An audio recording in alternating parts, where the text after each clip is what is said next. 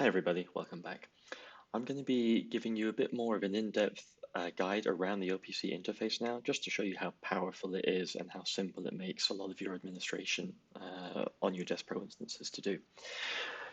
So we've installed a couple of instances over here. We have a staging desk and a help desk now. If we wanted to add a domain, we could do that simply by clicking the Add Domain button. I'll just make an example now. Of course, this won't validate, but you have an option here to validate it to make sure that your DNS records are correct. And then you have the option to set which kind of certificate you want. You have the option to provide your own custom self-signed certificates, or you have the option for Let's Encrypt. As long as it's a publicly accessible domain, you could use that. I'm just going to leave it as self-signed for now.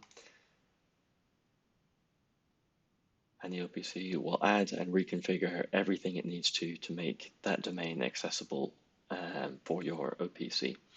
Again, any action that you perform within the OPC, most of them you'll get this progress screen just to let you know exactly what's going on. So if we hit continue, we can see now that we've added the domain to our instance, and if we click on the drop down, it will be available for us to access the OPC, the instance with as well, excuse me.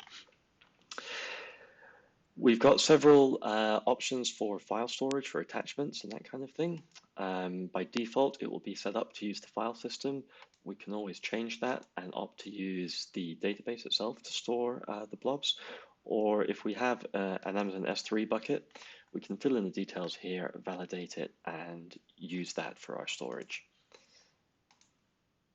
Similarly, if we decide that we actually want to use an external database later on, or an external Elasticsearch server, we can always do that. The credentials are presented here for us, and we can always edit them and input new database credentials.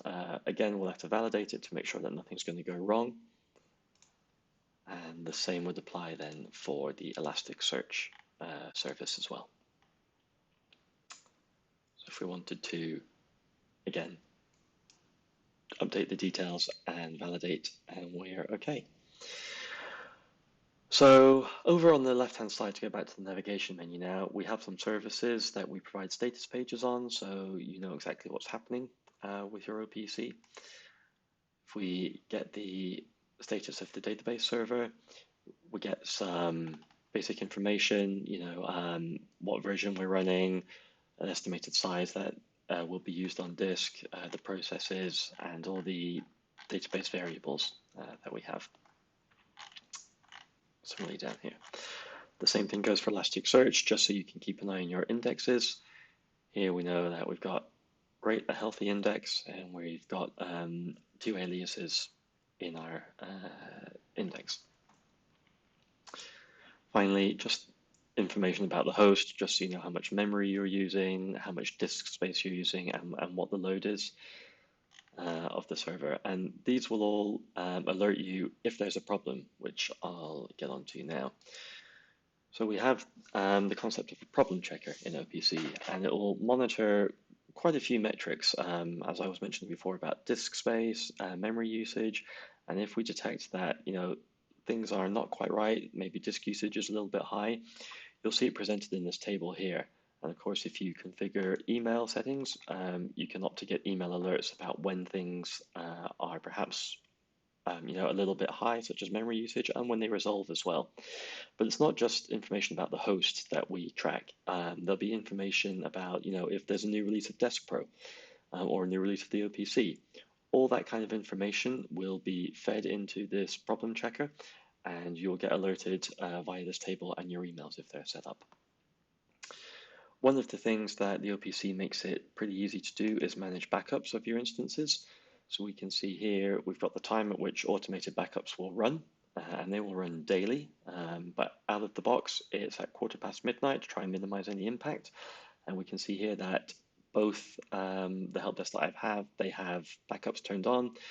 With the staging help desk, we may opt that we don't need to have that backup turned on, so we can turn it off. And again, we'll get this progress page to let us know exactly what is happening, what's been reconfigured. And once it completes, then we can continue.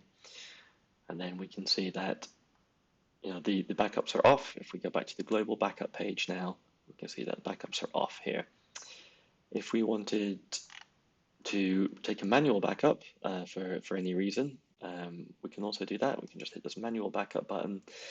The OPC will start doing its job, and it will generate the backup, and it will include the attachments if they're on disk as well, and it will export a complete zip file that makes it very portable and easy in case you want to move it around and re-import it as a staging help desk or something like that. So there we go. That was nice and quick. And we'll see here on the page now that we've got the manual backup. We can download it or delete it if we need to. The automated daily backups, of course, will appear here. And each and every time the OPC upgrades the instance for us, so upgrades the version of Deskpro, it will create a backup unless you explicitly say not to. And that will store it and make it available for you here in case anything goes wrong. You can always roll back to the pre-upgrade backup. So we have a support page as well. This links you to documentations, a couple of helper features that we have. One of the ones that is very useful is this remote terminal. So if you ever have any problems with your OPC, you can enable that. Provide the link to the Deskpro support team, and that will allow one of them to log in remotely and help you out with any issue that you're having. We have options then to enable access for certain admins to the OPC from Deskpro itself, or we can disable it if we need to as well. So we could always, it doesn't have to be a global setting, it can be per admin. We'll just save those settings there. So that will prevent the admins from logging into the OPC. The option where we set our master password when we install the OPC, we can always reset that, or we can even disable the use of it if we have no need. If we needed Deskpro support to be able to log into our publicly available OPC server rather than using the SSH option, we can always just generate a token, and this will be available for 24 hours, and you can provide this link to Deskpro support and we'll be able to log in and help. And that is a guided tour of the OPC. Thanks very much.